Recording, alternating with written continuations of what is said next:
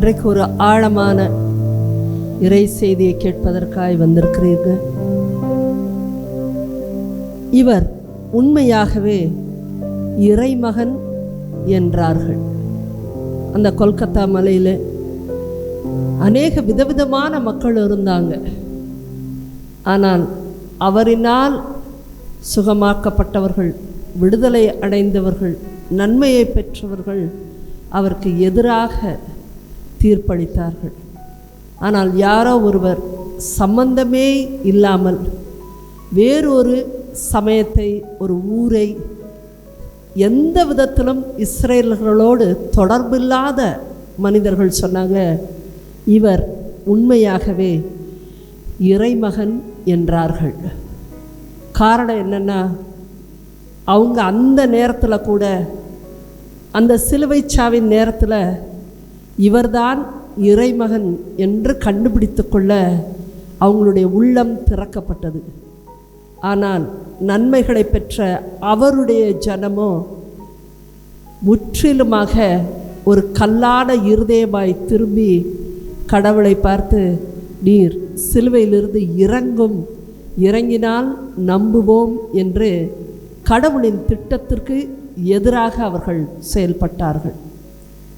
இன்றைக்கும் நம்முடைய வாழ்க்கையிலையும் கிறிஸ்தவர்களாக பிறந்து வளர்ந்திருந்தாலோ, இயேசுதான் இறைமகன், இறைவனுடைய மகன், அவர்தான் இறைவன், அவருக்கு அத்தனையும் கட்டுப்பட்டு இருக்கிறது, சகலமும் அவர் கரத்திலே இருக்கிறது அப்படிங்கிற ஒரு அச்சத்தோடு அவருடைய வல்லமையும் மாட்சிமையும் நாம் இன்றும் கண்டுணராதவர்களாக இருந்து கொண்டு, எனக்கு இதை கொடுத்தா நீர் கடவுளாக இருக்கிறீர் என்று பேசிக்கொண்டு இருக்கிறோம். ஆனால் அதே சமயம் எங்கோ இருந்திருக்கிற வெளி ஜனங்கள் எல்லாம் அவர்களுடைய அந்த சூழ்நிலை பயங்கரமானதாக இருக்கிறது. நிறைய முஸ்லிம் நாடுகளிலே, டெரரிசம் இருக்கிற நாடுகளிலே, ஆனால் அப்படிப்பட்ட ஒரு வட்டத்திற்குள் வாழுகிற மக்கள் வெளியே வந்து ஒரு கிறிஸ்தவ மக்களாக மாற முடியாத சூழ்நிலையில், இதே போல் சைனாலையும் கூட அங்கே கம்யூனிசம் இருக்கிறதால வெளியே வந்து இயேசுதான் ஆண்டவர், நான் ஏற்றுக்கொண்டுட்டேன்னு வெளியே சொல்ல முடியாது. ரகசிய கிறிஸ்தவர்களாய் உலகமெங்கும் பல இக்கட்டான நாடுகளில், கஷ்டம் கொடுக்கிற நாடுகளில், துன்புறுத்துகிற நாடுகளில் மற்றும் இந்த ஊரில் கூட நிறைய ரகசிய கிறிஸ்தவர்கள் இருக்கிறாங்க. அவங்க எல்லாரும் என்ன கண்டுபிடிச்சிட்டாங்கன்னா, இவர் உண்மையாகவே இறைமகன்தான் என்று கண்டுபிடித்து கடவுளுக்குரிய அச்சத்தோடு வாழ்ந்து கொண்டு இருக்கிறார்கள். ஆனால் இன்றைக்கு நம்முடைய ஜனந்தான், நீங்கள் நான், நம்ம தான் இயற்பிலேயே, இயற்கையிலேயே, பிறப்பிலேயே கத்தோலிக்க கிறிஸ்தவர்களாய் ஆதி திருச்சபை, தாய் திருச்சபையிலிருந்து ஆண்டவரை அறிந்தவர்களாய் பிறந்து வந்திருந்தாலும் இன்னமும் ஆழமான நம்பிக்கை இல்லாமல், 4 வசனம் கூட நமக்கு தெரியாது, நம்முடைய நம்பிக்கை பறைசாற்றும் விதமாக இல்லாமல், நாம் ஒளி கொடுக்கிறவர்களாக இல்லாமல் இன்றும் நம்முடைய நம்பிக்கை தள்ளாட்டமாயே வாழ்ந்து கொண்டு இருக்கிறது. அதனால் இன்றைக்கு ஆண்டவரிடத்தில் நாம் என்ன கேட்க போகிறோன்னா, ஆண்டவரே, மற்றவர்களுக்கு இருக்கிற கடவுளின் அச்சம், அந்த நம்பிக்கை, போராட்டத்தை வெல்லுகிற குணம், இது எல்லாம் எனக்கும் இன்றைக்கு தாரும் என்று சொல்லி அவரிடத்தில் கேட்கலாமா? கண்களை மூடுவோம். அன்புள்ள பரலோக தகப்பனே, இதோ இங்கு வந்திருக்கிற ஒவ்வொருவரையும் நிறைவாக ஆசீர்வதித்திருளும். இந்த இடத்துல நான் மறைக்கப்பட்டு நீர் வெளிப்படுவீராக. இதோ இங்கு வந்திருக்கிற ஒவ்வொருவரும் இயேசுவே என்னுடைய ஆண்டவர் என்றும், அவரை பற்றி நான் வாயார அறிக்கை செய்வேன், அந்த நம்பிக்கையோடு நான் வாழ்வேன், என்னுடைய வாழ்வில் அவரை பற்றிய நம்பிக்கை வெளிப்படட்டும் என்று ஒரு மாற்றத்திற்காய் இன்றைய நாளில் வந்திருக்கிறார்கள். அவர்களிடம் இருக்கும் அருவருப்பான தவறுகள், குற்றங்கள், பாவங்கள் எவையெல்லாம் இருக்கிறதோ அதை நீர் இந்த வேளையில் எடுத்து காட்டுவீராக. இவ்வகையான மோசமான பாவங்களிலிருந்து அவர்கள் வெளியேறி, என் ஆண்டவர் ஒருவரே தூயவர், அவர் தூயவர், பரிசுத்தர் என்று சொல்லி பரிசுத்த வாழ்க்கைக்கு இவர்கள் திரும்பும்படி இயேசுவின் நாமத்தினாலே ஜெபிக்கிறேன். என் ஜெபம் கேளும் ஜீவனுள்ள நல்ல பிதாவே, ஆமேன். நாம் மோசேவினுடைய வாழ்க்கையை பார்க்கிற பொழுது 40 நாட்கள் கடவுளை பார்ப்பதற்காக அவர் மலையேறி செல்கிறார். இதற்கு பின்பாக என்னெல்லாம் அவங்களோட ஒரு தொடர்பு இருக்குது அப்படின்னா, மக்கள் அடிமைகளாக இருந்திருக்கிறாங்க. எந்த பக்கமும் வெளியேறதுக்கான வாய்ப்பே கிடையாது. பல நூற்றாண்டுகளாக பார்வோன் மன்னனுக்கு அடிமையாய் வேலை செய்கிறாங்க. கடும் உழைப்பு. ஆனால் அந்த மன்னனோ அவர்களை கொடுமைப்படுத்தி கொண்டே இருந்தார். அதிக வேலைப்பழுவை வாங்கினார். அந்த இடத்துல பத்தாக்குறைக்கு முதல் ஆண் பிள்ளைகளை எல்லாம் அவர்கள் கொன்று போட்டுக்கொண்டே வந்தார்கள். இப்படிப்பட்ட ஒரு அடிமை நிலையில் இருந்தப்போ யாரோ ஒருவர் ஒரு ஒளியை தாங்கினவராய் அன்றைக்கு அந்த இஸ்ரேல் ஜனங்களிடத்துல வருகிறார். அவர்தான் ஆண்டவரால் அனுப்பப்பட்ட மோசே. திடீர்னு அவங்க நினைச்சே பார்க்கல, நமக்கு ஒரு விடுதலையை ஒருவர் தர முடியும், அப்படி ஒரு ஆள் வரக்கூடும் அப்படிங்கிற எண்ணமே இல்லாத இருந்த பொழுது கடவுள் ஒருவரை அனுப்புகிறார். மோசே அந்த இடத்துல போகும் பொழுது மக்கள் ஆரவரிக்கிறார்கள். ஆகா, கடவுள் ஒருத்தரை அனுப்பிச்சிட்டாரு, நமக்கென்று ஒரு கடவுள் உண்டு, அவர் நம்மை காக்கிறவர், அவர் நம்மை பேரன்பு செய்கிறவர், அவர் நம்மளை விடுவிக்க போகிறார்னு சொல்லி உற்சாகத்தோடு கிளம்புகிறார்கள். அதன் பின் நாம் பார்க்கிறோம், செங்கடலுக்கு முன்பாக மக்கள் நிறுத்தப்படுகிறார்கள். அவங்க எல்லாருமே நம்ம மடிச்சோன்னு தான் நினச்சாங்க. ஆனால் கடவுள் அவர்களுக்கு முன்பாக அந்த 10 வாதைகளை அந்த பார்வோன் மன்னனுடைய காலத்திலையும் செய்தார். மக்கள் கண்டார்கள், எல்லாத்தையுமே விளங்கி கொண்டார்கள். கண்களுக்கு முன்பாக தான் 10 வாதைகளும் நடைபெற்றது. ஆனால் அவர்களுக்கு எந்தவித பாதிப்பும் இல்லாமல் எல்லாமே எகிப்திய தேச மக்களுக்கு தான் பாதிப்பாக முடிந்தது. அவ்வளோத்தையும் அவங்க கண்ணால் பார்த்தாங்க. அந்த இரவின் நேரத்தில், பாஸ்கா இரவின் நேரத்தில் அவர்கள் மற்றவர்களுடைய செல்வங்களையெல்லாம் அள்ளி போட்டுக்கிட்டு அவங்க பெரும் செல்வந்தர்களாகத்தான் அந்த தேசத்தை விட்டே கிளம்பினார்கள். எவ்வளவு அனுபவங்கள் மோசே வந்த பிறகு அந்த எகிப்து தேசத்தில் அந்த அடிமைத்தனத்தில் இருந்த இஸ்ரேலர்கள் பெற்றுக்கொண்டார்கள். அந்த பயணத்தில் நாமும் இன்றைக்கு இருக்கிறோம். நம்ம வாழ்க்கை முழுவதும் இன்றைக்கி நம்ம நல்லா நின்றுட்டுருக்கோம் அப்படின்னு சொன்னாலே நிறைய கடந்து வந்திருக்கிறோம். நிறைய அற்புதங்களையும் அதிசயங்களையும் நம்ம வாழ்க்கையில் பெற்றுக்கொண்டே தான் வந்திருக்கிறோம். அந்த இஸ்ரேலர்கள் கிளம்பி அந்த செங்கடலுக்கு முன்பாக நின்ற பொழுது அதே போன்ற அனுபவங்கள் நம்ம வாழ்க்கையில எங்கேயாவது நடந்திருக்கும்.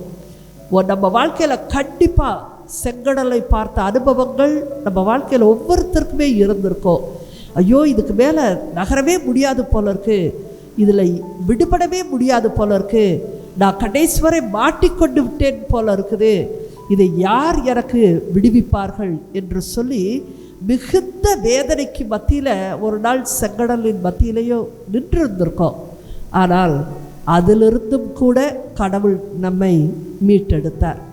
மீட்டு எடுத்து மீண்டும் பயணத்திலே அவர்கள் இருந்தது போல நாமும் பயணத்திலே தான் இருந்து கொண்டு இருக்கிறோம். அப்போது இப்படி ஒரு பயணத்தின் நடுவில் மோசேவை கடவுள் 40 நாட்கள் மலை மீது என்னோடு கூட இரு என்று சொல்லி அழைத்து செல்கிறார். இப்போ மோசே மக்கள்கிட்ட எல்லாத்துக்கிட்டே தெளிவுபடுத்திட்டு தான் போகிறாரு. நான் சிறிது காலம் கடவுளோடு கூட இருந்து விட்டு வருகிறேன், பெரிய காரியமாக இருக்கும், அதனால தான் கடவுள் என்னை அழைக்கிறார், நீங்கள் பத்திரமாய் இருந்து கொள்ளுங்கள் என்று சொல்லி அவர் செல்கிறார். மோசே இந்த மக்களுக்கு புதிதான மனிதர் அன்றைக்கு கிடையாது இல்லையா? ரொம்ப நிறைய நெருக்கமான ஒரு மனிதராக மாறிவிட்டார். ஆகவே மோசேயின் வல்லமையை கடவுள் அவரைத்தான் தேர்ந்தெடுத்திருக்கிறார். ஒரு மிகப்பெரிய இறைவாக்கினர், கடவுள் அவரோடு கூட மட்டும்தான் பேசுகிறார் என்று எல்லாவற்றையும் அறிந்திருந்த மக்கள் தான் அவர் சொல்கிறாரு, நான் மேலே ஆண்டவர்கிட்ட போய் பேசிட்டு வரேன், நீங்கள் அமைதியாக இருங்கள் என்று சொல்லிவிட்டு செல்கிறார். ஆனால் விடுதலை பயணம் 32:19 வசனத்தில் நாம் பார்க்கிறோம் இந்த மக்கள் என்னெல்லாம் செஞ்சிட்டாங்கன்னு. அவர் அந்த 40 நாட்கள் முடிந்து திரும்புகிறார். மக்களுக்கு யாருக்குமே காத்திருக்கிற எண்ணமே இல்லை. யாருக்குமே இன்றைக்கி காத்திருக்கிற எண்ணம் இல்லை. நிறைய பேர் நினச்சிக்கிறாங்க இன்றைக்கி ஒரு ஃபாஸ்ட் வேர்ல்டு, எல்லாமே ஃபாஸ்ட் ஃபுட்டு போல் கிடைக்கிது, ஃபோன் பண்ணால் வருது. இன்றைக்கி இருக்கிறவங்களுக்கு யாருக்குமே காத்திருப்பு இல்லைன்னு. அப்படி கிடையாது. 5000-6000 வருடங்களுக்கு முன்பாக கூட மக்களுக்கு காத்திருக்கிற உள்ளமே இல்லை.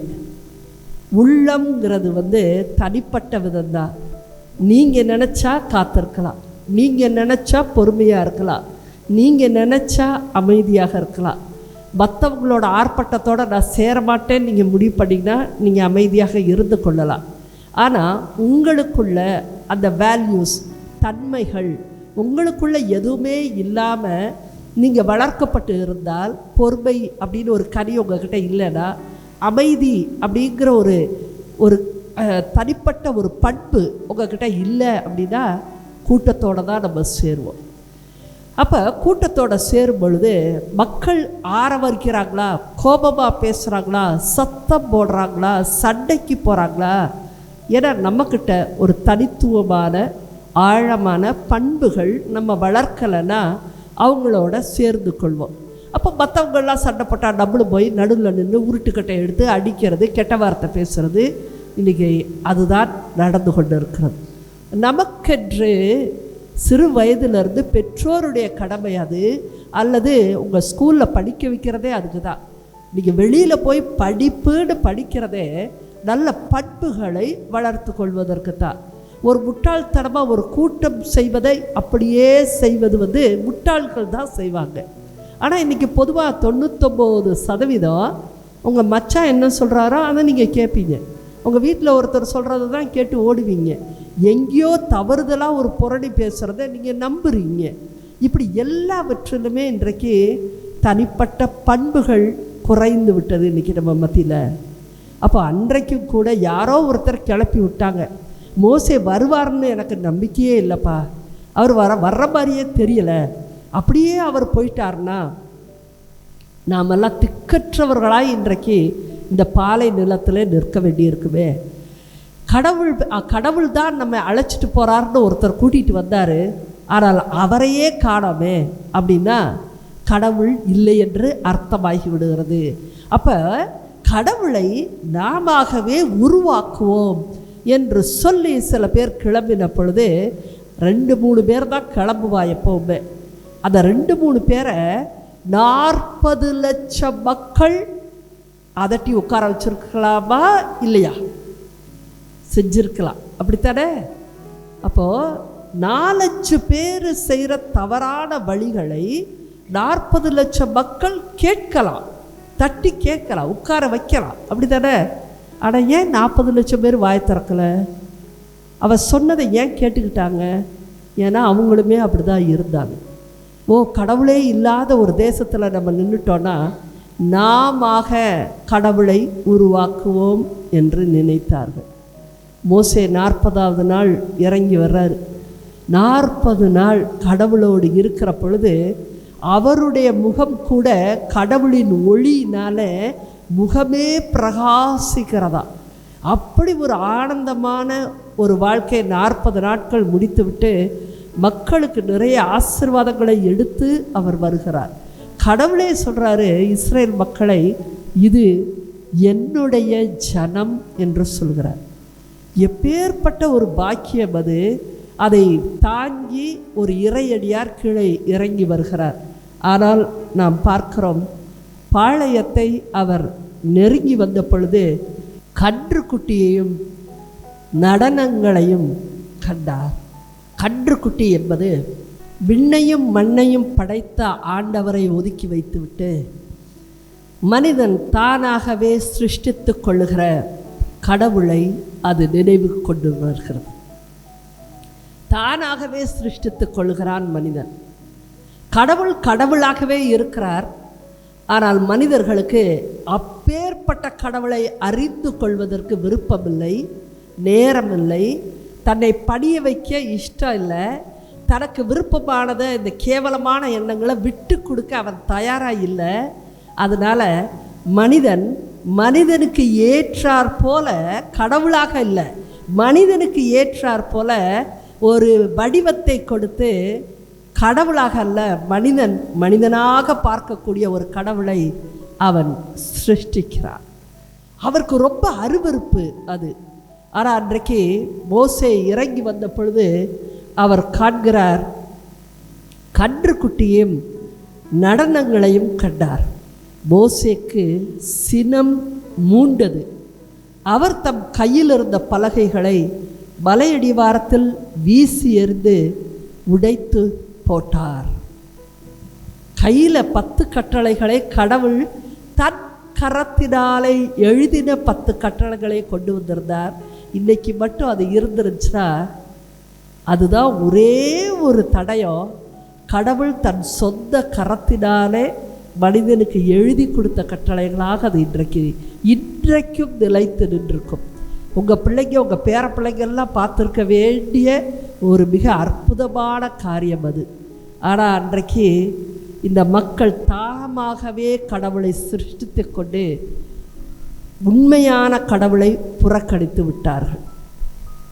இன்றைக்கு உங்கள் ஒவ்வொருத்தருடைய வாழ்க்கையும் அநேக இடத்துல விண்ணையும் மண்ணையும் படைத்த ஆண்டவரை ஒதுக்கி வைத்துவிட்டு, சிலுவையில் நமக்காக இரத்தம் சிந்தின ஆண்டவரை ஒதுக்கி வைத்துவிட்டு நாமாக நிறைய கடவுளை சிருஷ்டித்து வைத்திருக்கிறோம். அந்த பாவங்கள் எல்லாம் நடு வீட்டில் நின்றுக்கிட்டு தான் இருக்குது. நான் அடுத்து ஒரு 10-15 நிமிடம் சில ஆழமான நம்ம எதை மாற்றிக்கொள்ள வேண்டும், நம்ம வீட்டில் என்ன பிரச்சனைகள் இருக்கிறது என்பதை பற்றி பேச போகிற.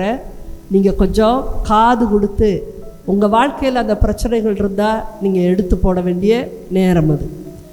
உங்கள் வீட்டில் நீங்கள் நான் கேட்குற எல்லாத்தையுமே உள்ளுக்குள்ளே உங்கள் வீட்டை குறித்து, உங்கள் வாழ்க்கை குறித்து கேள்விகளை எழுப்பிக் கொள்ளுங்க. உங்கள் வீட்டை இப்போ நீங்கள் யோசிச்சு பாருங்கள். தூசியும் தும்பட்டைமாக இருந்துச்சுன்னா, ரொம்ப அழுக்காதான் உங்கள் வீடு இருக்குது, உங்கள் பாத்ரூம்லாம் யாரும் போகவே முடியாது அப்படிலாம் இருந்துச்சுன்னா, ஒன்று, பரிசுத்த ஆவியானவர் அந்த வீடுகளில் தங்குவதே இல்லை. இருட்டாக கிடக்கிற ஒரு வீட்டுக்குள்ளே தயவு செய்து புரிந்து கொள்ளுங்க, ரொம்ப இருளடைச்சு கிடக்கிற வீட்டுக்குள்ளே கடவுள் தங்குவதே இல்லை. நீங்கள் சோம்பேறித்தனமாக ஒரு வீட்டை கையாளும் பொழுது அழுக்கு தும்பட்டைமா, ஒரு சில வீடுகளை நான் பார்த்துருக்குறேன், இந்த இடத்துல நின்று காய்கறியை கட் பண்ணுறாங்க, அப்படி தள்ளி விடுறாங்க, கீழே கிடக்குது அவ்வளவுமே. அதிலே நின்றுட்டு அவங்க சமையல் பண்ணிட்டே இருக்காங்க. ஏன் இப்படி பண்ணுறீங்கன்னா, இவ்வளோ தானே இடம் இருக்குது, சின்ன இடம், வேறு இடம் இல்லை, அதனால நாங்கள் பண்ணுறோம். இல்லையே, நீ முடித்த உடனே ஒரு குப்பைத்தரத்தை வச்சு இதை தனியாக எடுத்து குப்பைத்தொட்டில் வச்சுட்டு நீ வேலையை பார்க்கலாமே, எதுக்கு அவ்வளோத்தையும் காலடியிலே கொட்டுற? ரொம்ப அசுத்தம் இன்றைக்கு வீடுகளில். உங்கள் வீடுகளுக்குள்ளே கடவுள் எப்படி நுழைவார்? நான் உண்மைக்கு சொல்கிறேன். இதை இந்த மாதிரி வீடுகளில் பரிசுத்த ஆவியானவர் தங்குவதே இல்லை. காரணம், உன் வீடு சின்னதாக இருக்குன்றதுக்காக கிடையாது, உன்னுடைய சோம்பேறித்தனத்தினால ஆண்டவர் வருவதே இல்லை. சோம்பேறித்தனமான உள்ளம், வீடு, நடவடிக்கைகள், இதில் எதுலையுமே ஆண்டவர் இருக்கிறது இல்லை. நீ மணிக்கணக்காக உட்காந்து ஃபோனை ஸ்க்ரோல் பண்ணிக்கிட்டே இருந்து, சும்மா விட்டத்தை பார்த்து உட்காந்துருந்து, இல்லை வெட்டிக்கதை பேசிக்கிட்டே இருக்கிற வீட்லேயும் கடவுள் தங்குவதே இல்லை.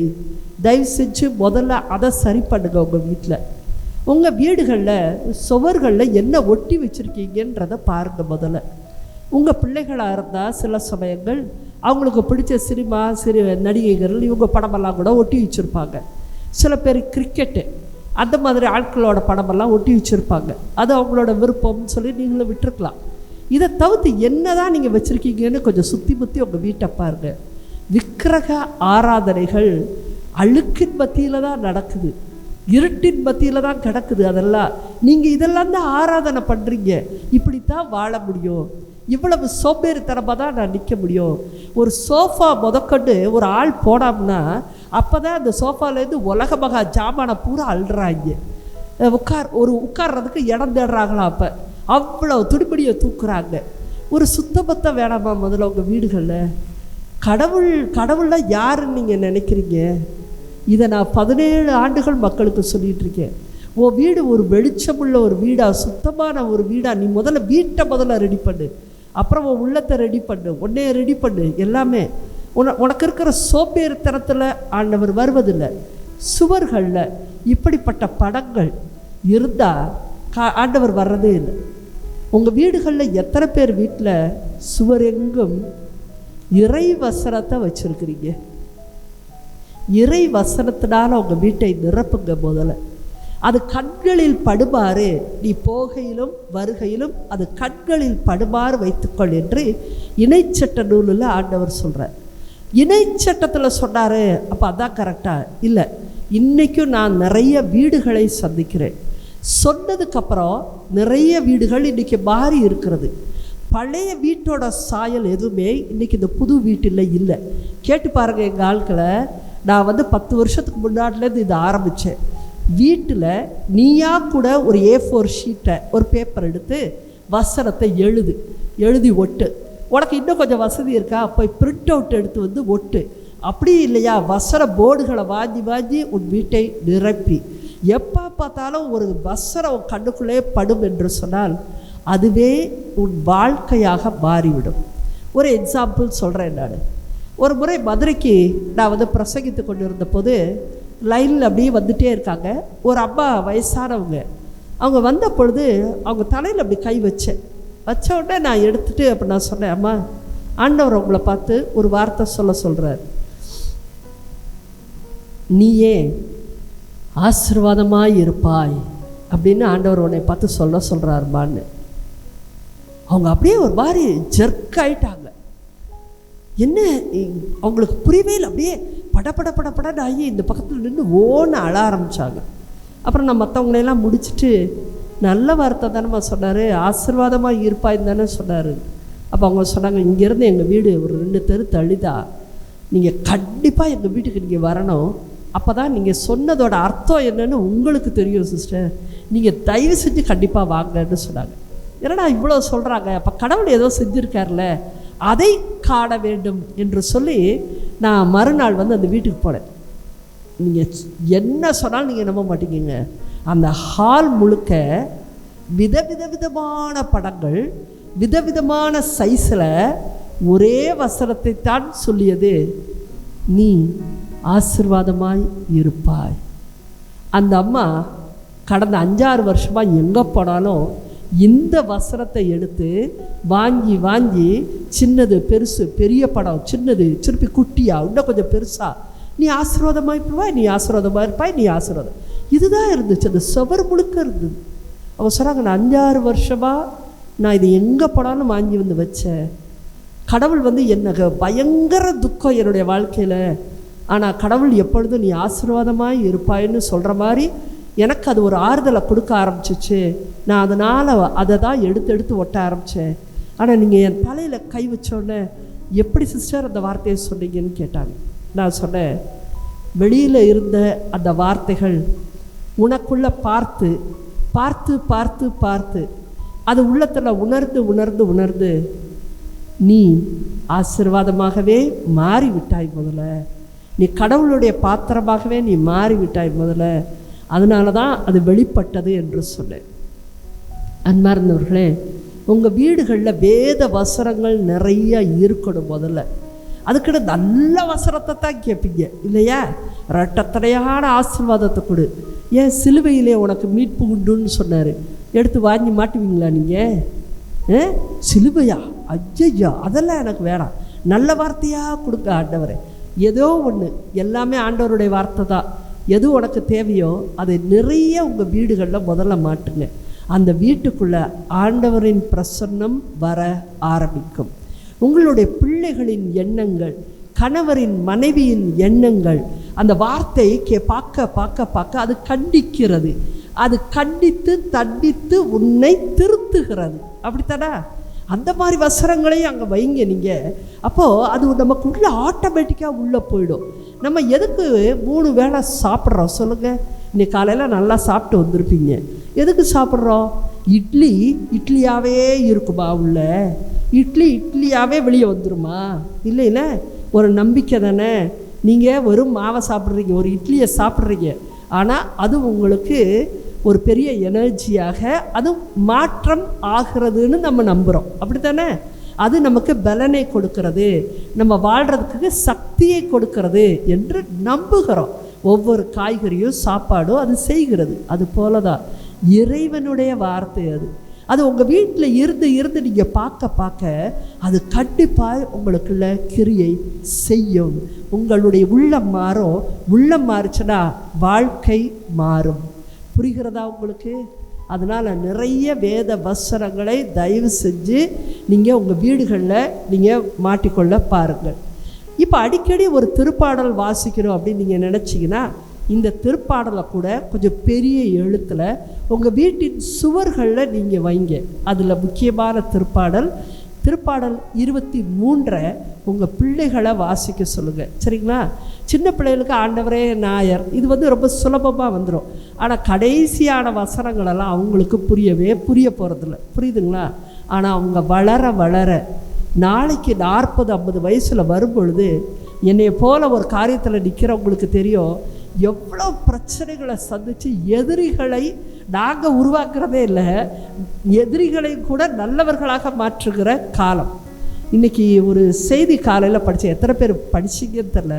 மிகப்பெரிய போதகர் குடும்பம், அவங்க பிள்ளைகள்லாம் இருக்கிறாங்க. அவங்களாம் பெரிய அளவில் ஊழியம் செய்கிற ஒரு குடும்பம். உங்களுக்கு கண்டிப்பாக தெரிஞ்சிருக்கும். ஒரு சபைக்காரவங்க அவங்க தெரியும் இல்லையா? அப்படிப்பட்ட ஒரு குடும்பத்தினர் போன வாரம் முந்தின நாள் மகாராஷ்டிராவில் போய் ஒரு நற்செய்தி கூட்டம் நடத்தியிருக்கிறாங்க.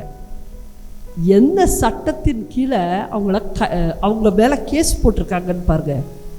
மூட நம்பிக்கையை இவர்கள் பிரபலப்படுத்துகிறார்கள் என்ற சட்டத்தின் கீழ் இவங்க மேலே இன்னைக்கு முந்தானத்துக்கு நடந்த சம்பவம் கேஸ் போட்டிருக்காங்க. இவங்க மூட நம்பிக்கைகளை வளர்க்கிறார்களா? என்னதுன்னு அப்புறம் நான் படித்து பார்த்தேன். அதில் என்ன போட்டிருக்குன்னா, ஒரு மத பிரச்சாரம் செய்கிற கூட்டத்தின் நடுவிலே இவர்கள் சுகமாவார்கள், இவர்கள் வியாதியிலிருந்து விடுதலை பெறுகிறார்கள், இவர்கள் கட்டிலிருந்து விடுதலை பெறுகிறார்கள்னு சொல்லி நடுவிலே யாகம் செய்து மூட நம்பிக்கைகளை இவர்கள் பரப்புவதனால மூட நம்பிக்கைக்கு எதிரான வழக்கை இந்த குடும்பத்தினர் மீது போடப்பட்டிருக்குது. இது முந்தானேத்து நடந்த சம்பவம். நான் உங்களுக்கு இங்கே உட்காந்து இதெல்லாம் இப்படி செய்யாத, நல்லது செய்யணும்னு நான் சொல்லலாம். ஆனால் நாளைக்கு எவனாவது எழுதி போடுவான். உடனே உங்ககிட்ட கேட்டால் நீங்கள் எனக்கனன்னு உட்காந்துருப்பீங்க. 40 லட்சம் ஜனம் எப்படி ஒரு நன்மைக்கு வாயை திறக்க மாட்டேங்குதோ, இன்றைய காலகட்டமும் மக்கள் அப்படி தான் இருக்கிறாங்க. இல்லை அவங்க அப்படி சொல்லவே இல்லை, இறைவசனத்தை தான் சொன்னாங்க, நீங்கள் சொல்ல மாட்டீங்க. ஏன்னா உங்களுக்குள்ள ஒளி இல்லை. இன்றைக்கு உண்மைக்காக நிற்கிற ஆட்களே கிடையாது. அதை படித்து பார்த்த பொழுது நான் உணர்ந்தேன்.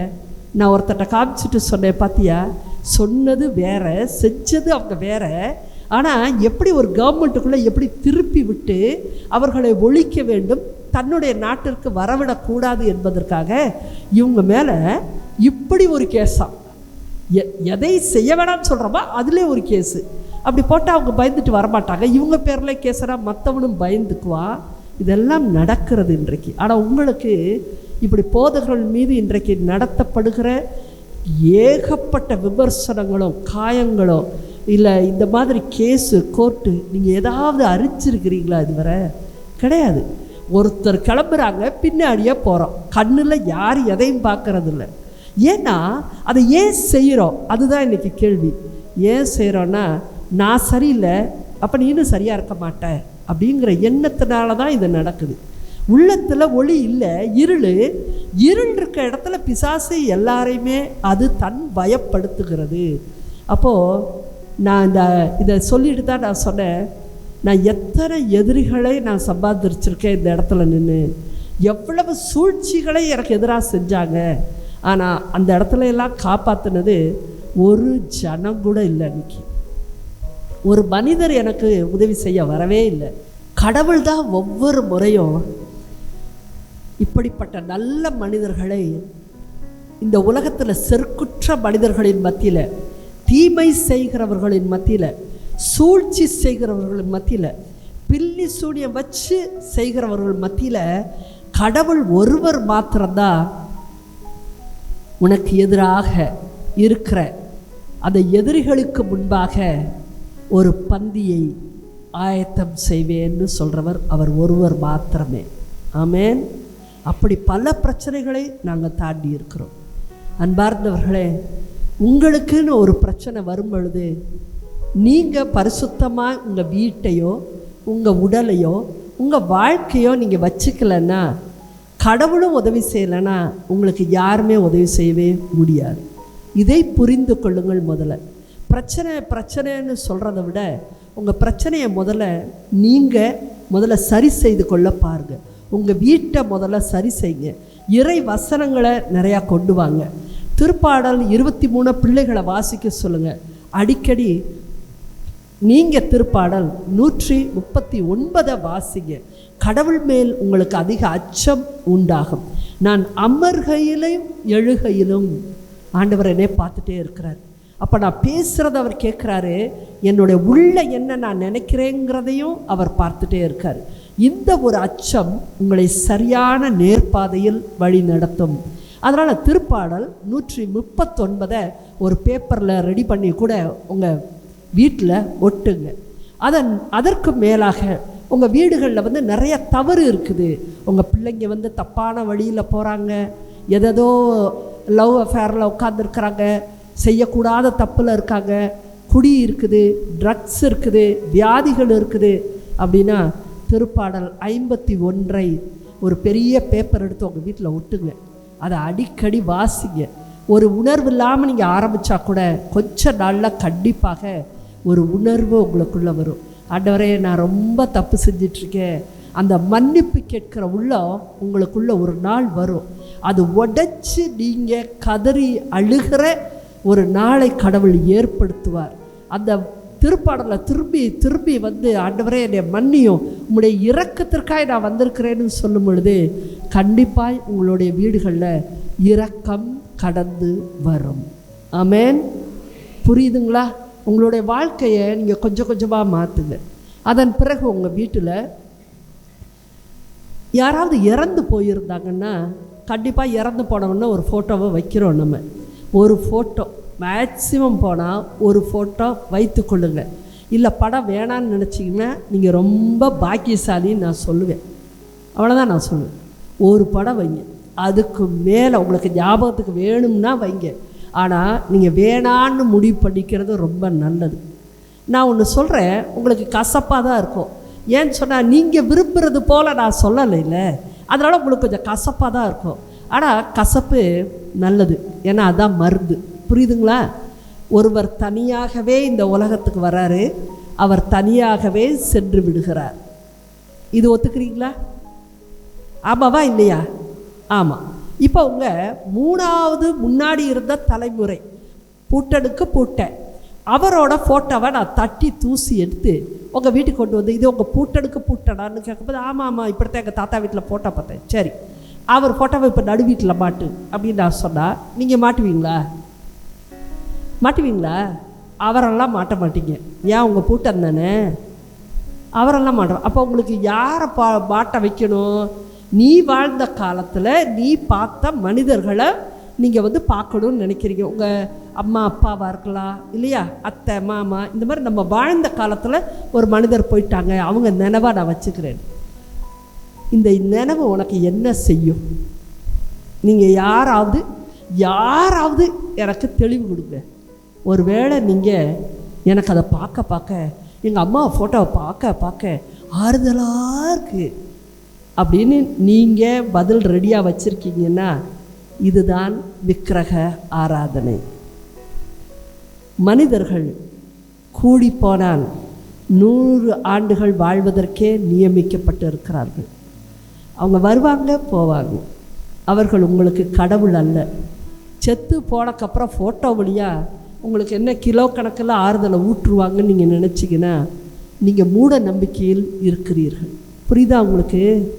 அதுக்கு ஆண்டவர்கிட்ட போய் உட்காருங்க. அவர்தான் உங்களை படைத்தவர் தான் உங்களுக்கு ஆறுதலை கொடுக்க முடியும். அதனால் இவ்வகையான காரியங்களை எல்லாம் நீங்கள் முதல்ல தவிர்த்து கொள்ளுங்க. நான் ஒன்று சொல்கிறேன், இல்லை எனக்கு எங்கள் அம்மானா உயிர் வச்சுக்கோங்க. உங்கள் வீடு உங்கள் ஃபோட்டோ யாரும் ஒன்றும் சொல்ல போகிறதில்ல. நல்ல விஷயத்த இங்கேருந்து சொல்லத்தான் முடியும், எடுத்துக்காது உங்கள் தலைவிதி. இப்போ நீங்கள் அதை வச்சுட்டே உட்காருங்க. உங்களுக்கு எங்கேயோ வீட்டுக்குள்ளே படம் வைக்கிறதுனால ஆசீர்வாதம் கிடையாது, உங்களுக்கு தடைகள் தான் வரும். உன் இறந்தோரின் புகைப்படங்களை நீ உள்ள வச்சுக்காதேன்னு தான் ஆண்டவர் சொன்னார். இறந்தோரை பற்றிய நினைவு சின்னங்களை நீ இணைச்சட்டத்தை முதல்ல ஒழுங்காக வாசிச்சுப்பார். இறந்தோர்களின் நினைவு சின்னத்தெல்லாம் வச்சுக்காதேன்னு ஆண்டவர் சொல்கிறார். அதனால் தயவு செஞ்சு ஒருத்தரோட வாழ்க்கை முடியுதுன்னா நீங்கள் என்ன நினைக்கிறீங்க? அவங்க பரலோகத்துக்கு கொண்டு போகணும், இல்லை மோசமாக வாழ்ந்துருந்தாங்கன்னா நரகத்துக்கு போவாங்க, அது வேற, முடிஞ்சிருச்சு. கடவுள்கிட்ட இருக்காங்க அப்படின்னு நீங்கள் நம்பினீங்கன்னா அவங்கள கடவுளோட இருக்க விடுங்க. உங்கள் வாழ்க்கையை கடவுளோட இருக்கும்படியாக மாற்றிக்கொள்ளுங்க. நீங்கள் கடவுளோட கூட இல்லாதபடியாய் நரகத்தில் விழுகும்படியாய் ஒரு வாழ்க்கைக்கு நீங்கள் தயாராக ஆகாதீங்க.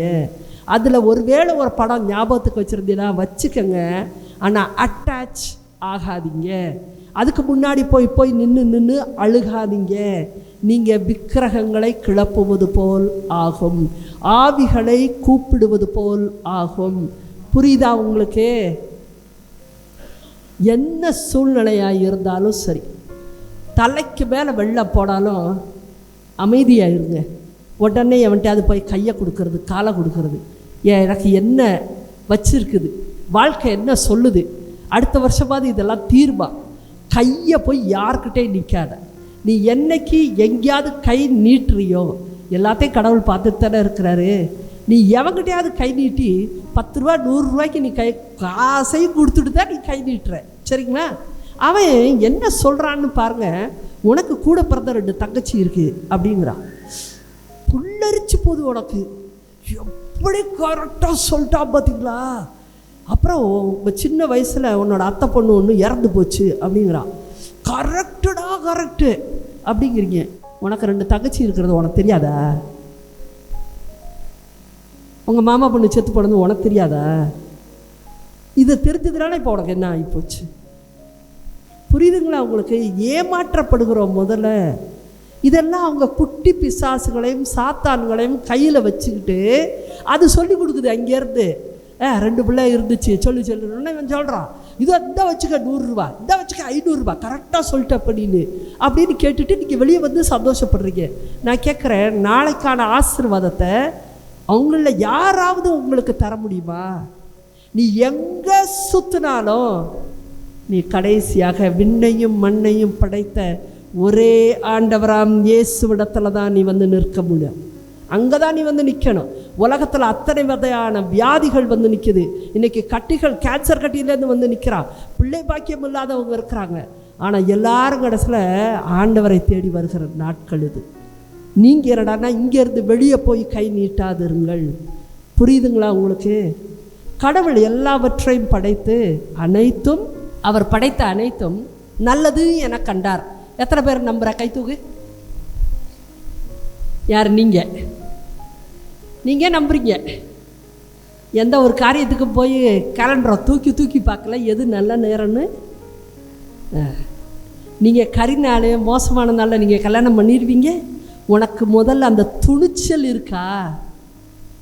செய்யறதுக்கு துணிச்சல்னு ஒரு வார்த்தை இருக்குல்ல, அது உங்களில் எத்தனை பேருக்கு இருக்குது? நான் இன்றைக்கி சவால் விட்டு கேட்பேன். ஒருத்தன் வருவா, இங்கே இருந்தது, இங்கே இல்லை தெரில, யாராவது எழுந்திரிச்சு வருவா, நான் செய்வேன் சிஸ்டர், வாங்கப்பா வாங்க, உங்களை தான் தேடணும். எப்படி கால நேரமெல்லாம் எல்லாமே எதையும் செய்வேன். எப்படி? நான் ஒரு பகுத்தறிவாளி, எனக்கு கடவுளே கிடையாது, அதனால் நான் செய்வேன்.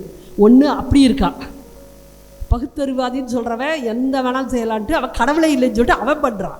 இந்த பக்கம் கூட்டம் கடவுள் இருக்கார், அவர் அனைத்தும் நல்லதென கண்டார், எல்லாமே நல்லது, காலங்களையெல்லாம் அவர் குறித்து வச்சுட்டாரு, எல்லாமே நல்லது. அப்போது ஆனால் நான் வந்து கொஞ்சம் கேலண்டரை செக் பண்ணிட்டு தான் செய்ய முடியும். அதில் கரி நாள்லாம் இருக்குது, கீழ்நோக்கு நாளெல்லாம் இருக்குது, அமாவாசை இருக்குது, அதெல்லாம் நான் செய்ய முடியாது. இதை உனக்கு சொல்லி கொடுத்தது யார்? இதை உனக்கு யாரோ சொல்லி கொடுத்தாங்க, ஆமாவா இல்லையா? இனி வாயை திறக்க மாட்டீங்கல்ல? உனக்கு யாரோ சொல்லி கொடுத்தால, அதை தானே நீ கேட்ட. நீ ஒளியாக இல்லை, கடவுள் படைச்சது எல்லாமே நல்ல நாள் தான் சொல்கிறதுக்கு உனக்கு தைரியம் கிடையாது, உனக்கு பயம். அந்த கீழ் நோக்கு நாளில் நம்ம என்னத்தையா செஞ்சு ஏற்கனவே வாழ்க்கை கீழே போயிட்டுருக்கு, இன்னும் சிங்க் அடிச்சிருமோ, உனக்கு எங்கே இருக்குது நம்பிக்கை? அப்போ சீரோ நம்பிக்கையில் நம்ம வாழ்கிறோம். தயவு செஞ்சு கடவுளை குற்றம் சொல்கிறாதீங்க. நம்முடைய வாழ்க்கை எந்த விதத்துலையும் கடவுளுக்கு திருப்தியாக இல்லை. அவர்களோட ஒரு நம்பிக்கையோடு நம்ம வாழ்க்கை இல்லை. அதனால தான் நம்ம வாழ்க்கையில் அங்கங்கே அடி சர்க்கிள்கள், தடை, பிரச்சனை, வியாதி உருட்டிக்கிட்டு இருக்கு நம்மளுடைய வாழ்க்கையில். தயவு செய்து கொஞ்சமாவது இந்த மாதிரி மூட நம்பிக்கைகளை விட்டு கொஞ்சம் வெளியே வாங்க. இறை வசனம் என்ன சொல்லுது, இறைவனுடைய வார்த்தை என்ன சொல்லுதோ அதில் திடம் உள்ளவர்களாய் மாறுங்கள். புரியுதுங்களா? சில இடங்களுக்கு செல்லாதிருங்கள். என்ன மாதிரி இடங்களுக்கு? பூஜை புனஸ்காரம் செய்கிற இடத்துக்கு போகாத. புரியுதா? சரி, இப்போ நீங்கள் எங்கேயோ நடந்து போகிறீங்க, திடீர்னு நீங்கள் காலில் செருப்போடு வச்சுருந்த காலில் டப்புன்னு ஒரு இடத்துல மிதிச்சிட்டிங்க, ஒரு எலுமிச்சம்பழம் ஓடுது, அது மேலே மிதிச்சிட்டிங்க, என்னம்மா செய்வீங்க சொல்லுங்கள்? எலுமிச்சம்பழத்தை வீட்டுக்கு தூக்கிட்டு வந்துடுவீங்களா? எத்தனை பேர் செய்வீங்க? அதை தைரியம் இருக்குது உனக்கு? சரி, நமக்கு ஒரு எலுமிச்சம்பழம் ஆச்சுடா அப்படி தூக்கிட்டு வர போகிறீங்க. அவ்வளவுதான். வீட்டுக்கு வந்து உங்களுக்கு தெரியாது, எனக்கு ஒரு ஃபோன் காலே வந்துச்சு, சிஸ்டர் ரொம்ப அவசரமாக பேசுகிறோம், எங்கே இருந்தாலும் சிஸ்டரை பிடிங்கள் அப்படின்னு சொல்லி அங்கே ஃபோனை போட்டு என்னமோ ஒன்று முக்கியமாக அவங்க அவசரத்தில் இருக்காங்க, நீங்கள் ஒரே ஒரு நிமிஷம் பேசுவீங்களான்னு. என் ஆஃபீஸில் இருக்கிறவன் ஒரு முட்டா பையன், ஏய் மக்கள் ஓவராக சீரை போட்டாங்கன்னா ஒன்றுமே இருக்காதுடா, அப்படி ஃபோனை கொடுக்காதேன்னு சொல்லுவேன். அப்படி அவசரமாலாம் உலகத்தில் ஒன்றுமே கிடையாதுங்க. ஆனால் ஜனம் இருக்குல்ல, ட்ராமா பண்ணும். ரொம்ப பிரச்சனையில் இருக்கிறவங்க சகோதரி எப்போ ஃப்ரீயாக இருப்பாங்க, அவங்க வந்தால் சொல்லுங்கள், எனக்கு ஒரு பிரச்சனை இருக்குது பேசணும். அவ்வளோ பிரச்சனையில் இருப்பாங்க, அமைதியாக பேசுவாங்க, ஒன்றுமே இருக்காது. அவன் தான் அந்த ட்ராமா பண்ணுவான் போட்டு. அப்படி ஒரு அம்மா ஓவராக சீரை போட்டு அவனை பயமுறுத்தி, ஆஃபீஸ் பையனை பயமுறுத்தி இம்மிடியட்டாக அங்கே இங்கே கால் போட்டு எனக்கு ஒரு கால் வருது, இல்லை அந்த அம்மா ரொம்ப பதட்டத்தில் இருக்காங்க, உயிர் போகிற விஷயமா அப்படின்னு சொல்லிட்டாங்களா அவங்க. அப்போ அவன் நினச்சிக்கிட்டா ஏதோ ஐசி வார்டில் ஆஸ்பத்திரியில் இருக்காங்க போல இருக்குன்ட்டு. சொல்லுங்கம்மா. அம்மா நீங்கள் கேரளின் தானா? ஆனால் அதே ஆள் தான்மா, நீ சொல்லுமா மேட்ருன்னு. நடந்து வரும்போது சிஸ்டர் ஒரே ஒரு மிளகாயும் ஒரு அரை எலுமிச்சம்பழம் இருந்ததை நான் மிதிச்சிட்டேன், எனக்கு என்ன ஆகும்னே எனக்கு தெரியல, அதனால தான் உங்களை கேட்டுட்டு தான் வீட்டுக்குள்ளே போகலான்னு வாசலில் நிற்கிறேன். நான் அப்படியே பார்த்தேன், ஆண்டவரே கொடுமை, இந்த ஜனத்தை வச்சு நீங்கள் இருக்கிறது ரொம்ப கஷ்டம்தான். அப்போ நான் சொன்னேன், செருப்பு போட்டு மிதிச்சியா செருப்பு போடாமல் மிதிச்சியா? சும்மா அந்த அம்மா ஒரு ஆறுதல் அடிச்சுக்கிறது. செருப்பு போட்டு தான். சரி, வாசலில் தானே நிற்கிறீங்க, செருப்பு தான் மிதிச்சிருச்சு, செருப்பை போய் கழுவிடு, நீ உள்ளே போ, உனக்கு ஒன்றும் ஆகாது, கண்டிப்பாக ஒன்றுமே ஆகாதுமா, உனக்கு செருப்புக்கு தான் கேடு, நீ போ உள்ள, உனக்கு ஒன்றும் ஆகாதுன்னு. ஃபோனை வச்சுட்டு ஆஃபீஸ்காரை பிடிச்சா, அறிவு இருக்கா உனக்கு? இந்த மாதிரி ஃபோனை தயவு செஞ்சு நான் கொடுக்காதேன்னு இருக்கேன் நான். மக்களாகிய நீங்கள் படிச்சிருப்பீங்க, என்னென்னமோ 10 பேருக்கு வியாக்கியானம். இதில் முதல்ல இந்த 10 பேருக்கு வியாக்கியானம் பண்ணுறதை தயவு செஞ்சு நிறுத்துங்க. உங்களுக்கே ஒன்றும் தெரியாது. நீங்கள் அட்வைஸ் கொடுக்குறத தயவு செஞ்சு நிறுத்துங்க. அட்வைஸ் கொடுக்குறதுக்குன்னு சில பேர் இருக்கிறோம், அந்த அட்வைஸுக்கு கூட்டிகிட்டு வாங்க. உங்கள் பிள்ளைங்க உங்கள் அட்வைஸை மதிக்கிறதே இல்லை, ஏன்னா உங்களுக்கே ஒன்றும் தெரியாதுன்னு அதுக்கு தெரியுது, அதுக்கு நல்லா தெரியுது. நிறைய பஞ்சாயத்து கேட்டால் கூட்டிகிட்டு வருவாங்க பிள்ளைகளை. 5 நிமிஷம் உட்காந்து கேட்டிங்கன்னா அந்த பிள்ளைங்க தெளிவாக சொல்லும், இவங்க எவ்வளோ கூப்பிட்டையாக வாழ்கிறாங்கன்னு தெரியுமா சிஸ்டர், இவங்க எப்படி பணத்தை இழக்கிறாங்கன்னு உங்களுக்கு தெரியுமா சிஸ்டர், போகக்கூடாதுன்னு சொல்கிற இடத்துல இவங்க எப்படி போகிறாங்கன்னு நீங்கள் கேளுங்க சிஸ்டர் அப்படின்னு பிள்ளைங்க பஞ்சாயத்துக்கிட்டது. எனக்கு கேட்க எனக்கு நல்லா தெரியும், இவங்க தேவையில்ல, அவங்க தான் மோசம். நீங்கள் தயவு செஞ்சு நீங்கள் முதல்ல மாறுங்க. பெருசுக பூரா மாறணும், மாறுங்க. நீங்கள் இந்த வியாக்கியானங்களையெல்லாம் விடு. உன்னுடைய வாழ்க்கை தான் உன் பிள்ளைகளுக்கு பாடமாய் அமைய வேண்டும். ஆமென். இன்னைக்கு எங்கள் அப்பாவுக்கு வயசு 86 வயசுக்கு அவர் யூடியூப் சேனல் ஒன்று தனியாக வச்சு ஒவ்வொரு நாளும் ஒரு கிறிஸ்தவ பாடல்களை பாடி மியூசிக் போட்டு அவர் ஏற்றிக்கிட்டு இருக்கார். எனக்கு ரொம்ப ஆச்சரியமாக இருக்கும் அவர்கிட்ட வீட்டில் போய் பார்க்கும் பொழுது. 86 வயசுக்கு குரலை உயர்த்தி பாடிக்கிட்டு இருப்பார். 86 வயசுக்கு ஏஐயை வச்சு எப்படி பாட்டை போடுவதுன்னு சொல்லி போன வருடம் உட்கார்ந்து இந்த பிள்ளைகள்கிட்ட கேட்டு கற்றுக்கொண்டார். அவரே கற்றுக்கிட்டார்.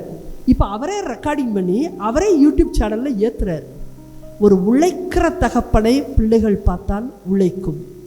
கடைசி வரைக்கும் கற்றுக்கொள்கிற பெற்றோரை பிள்ளைகள் பார்த்தால் தானும் கற்றுக்கொள்ளும். அது பிள்ளைகள் பார்க்கணும். நீங்கள் எந்த விதத்துலேயும் உதாரணம் இல்லாமல் நீங்கள் பிள்ளைகளுக்கு பாடம் நடத்தவே முடியாது. புரியுதுங்களா உங்களுக்கு? அதனால் எங்கே போகணும் எங்கே போகக்கூடாது. சும்மா அவங்க கூப்பிட்டாங்கன்னு அவங்க பூஜைக்குள்ளே போய் உட்கார்ந்து கடவுள் உடைய எங்கேயாவது இப்படி போன்னு சொல்லியிருக்காரா? இல்லை.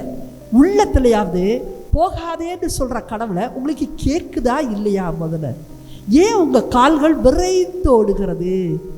ஏன் ஒரு பிரச்சனை சத்தம் வர்ற இடத்துலலாம் நீங்கள் ஏன் ஓடுறீங்க? முதல்ல உங்களை அது இழுக்குது. வா நீனும் சேர்ந்து சத்தம் போடுன்னு சொல்லுது. அமைதி அடைங்க கிறிஸ்தவ ஜனமே.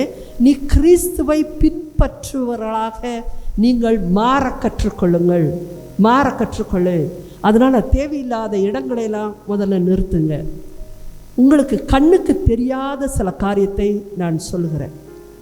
இது இது இது வந்து என்ன உலகம்? இது வந்து முழுக்க மனிதர்களுடைய வாழ்க்கைக்கு இருக்கிற ஒரு உலகம். சரியா? ஆன்மீக உலகம்ங்கிறது எங்கே இருக்குது? யாராவது ஒருத்தர் சொல்லுங்க பார்க்கலாம். அப்போ ஆன்மீக உலகம்லாம் இருக்குல்ல, அது எங்கே இருக்குது? எங்க அண்ட சராசரம் முழுவதும் ஆன்மீக உலகமே. ஆண்டவரினால் படைக்கப்பட்ட அனைத்தும் நீங்கள் நினச்சி வச்சிருக்கிறது ஃபோட்டோவில் தான் பார்க்குறோம். நிறைய அண்ட சராசரம் இருக்கிறது, கோள்கள் இருக்கிறது, நட்சத்திரங்கள் இருக்குது, நிறைய உருண்டுக்கிட்டு இருக்கு. அதில் ஒரே ஒரு கோள் தான் பூமி. அந்த பூமியில் மனிதர்கள் வாழ்கிறார்கள். அந்த மனித உலகம் சொல்கிறோம். ஆனால் அத்தனையும் ஆன்மீக உலகம். ஆண்டவருடைய உயிர் மூச்சுனால் இயங்கிக்கிட்டு இருக்கு. அவர் வந்துதான் அனைத்தும் அவராலே உண்டாக்கப்பட்டதுன்னு நம்ம யோவான் 1 அதிகாரத்தில் பார்க்கிறோம். அனைத்தும் அவரால் அன்றி, அவர் வழியாகவே உண்டாக்கப்பட்டது. அவரால் அன்றி எதுவும் உண்டாக்கப்படவில்லைன்னு சொல்லும் பொழுது அவர் எங்கே இருக்கிறாரோ அது ஆன்மீக உலகம் சொன்னால் எல்லாவற்றிலும் கடவுளுடைய ஆவி இயங்கி கொண்டே தான் இருக்கிறது. அதனால தான் தொடக்க நூல் 1 அதிகாரம் 1 வசனத்தில் நம்ம பார்க்குறோம், ஆழத்தின் இருளிலும் கூட கடவுளின் ஆவி அசைவாடி கொண்டிருந்தார் என்று பார்க்கிறோம். எல்லாமே ஒரு ஆன்மீக உலகம். அதுக்குள்ள ஒரு சின்ன வட்டமாக மனித உலகம் இயங்கி கொண்டு இருக்கிறது. நம்ம வந்து ஆன்மீக உலகத்துக்கு உள்ளதான் நம்ம இயங்கி கொண்டு இருக்கிறோம். ஆனால் ஆன்மீகவாதியாக இல்லாமல் மனித ரீதியாக நாம் வாழ்ந்து கொண்டு இருக்கிறோம். புரியுதுங்களா உங்களுக்கு? அப்போது இந்த மற்ற இடங்களில் நிறைய வான் மண்டலத்திலுள்ள ஆவிகளும் இருக்குது. ஆண்டவருக்கு எதிராக எப்பொழுது தூதர்கள் பிசாசாக மாறினாங்களோ அவ்வகையான வான் மண்டலத்தில் கெட்ட ஆவிகள் இருக்குது. நம்முடைய வாழ்க்கை எந்தெந்த இடத்துலலாம் தவறாக போகுமோ அந்த இடத்துலெல்லாம் அந்த வான் மண்டலத்தின் ஆவிகள் உங்கள் வீட்டில் வந்து உட்காரலாம். உங்கள் வீடுகளில் தான் உட்காருது.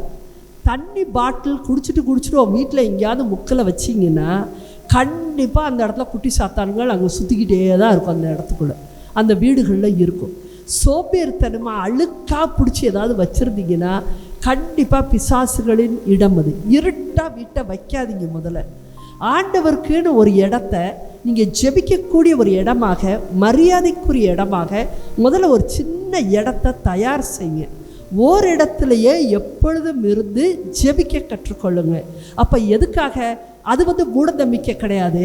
ஒரு இடத்துல உட்கார அதை பிரசன்னமாக மாற்றுறீங்க. உங்களுக்கு அடுத்து உட்காரும் பொழுது சுலபமாக நீங்கள் அவருடைய பிரசன்னத்திற்குள்ளே நுழைந்து கொள்ள முடியும். புதுசாக இடம் மாற்றிக்கிட்டே இல்லாமல் ஓரிடத்துல அமருங்கள். உங்கள் பைபிளை தயவு செய்து தூசியோடு வைக்காமல் ரொம்ப ஒரு மரியாதைக்குரியதாய் அந்த இடத்துல தூசி இல்லாமல் பார்த்து வையுங்கள். இது எல்லாவற்றையும் கடவுள் காண்கிறார். நீங்கள் மரியாதையோட முதல்ல நடத்துங்க. கடவுளை முதல்ல மனிதர்களாக நீங்கள் மனிதர் போல நடத்தாதீங்க. நீங்கள் என்ன நினச்சிக்கிறீங்க? கடவுளுக்கு எல்லாம் தெரியும், என் வீடு இப்படி தான் இருக்கும்னு கடவுளே ஓகேன்னு சொல்வார். ஓகேன்னு ஓன்ட்ட சொன்னாரா?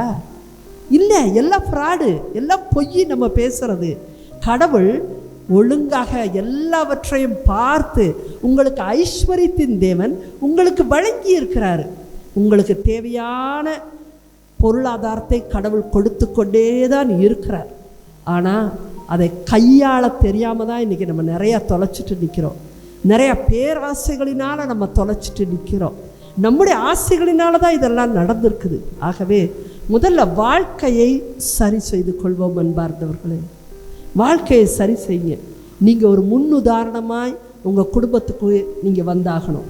இப்போ நீங்கள் அந்த வசனத்தை திருப்பி பாருங்க.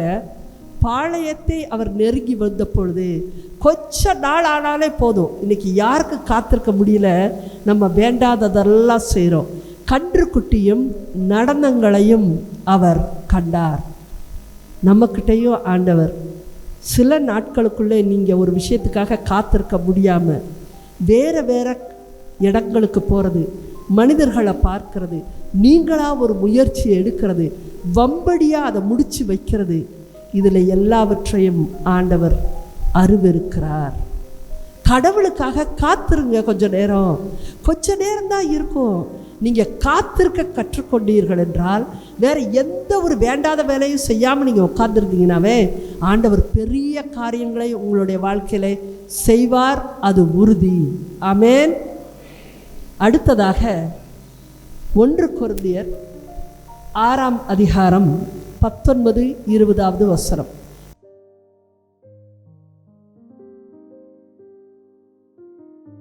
நம்முடைய உடல் கடவுள் தங்கும் ஆலயம் என்று உங்களுக்கு தெரியாதா?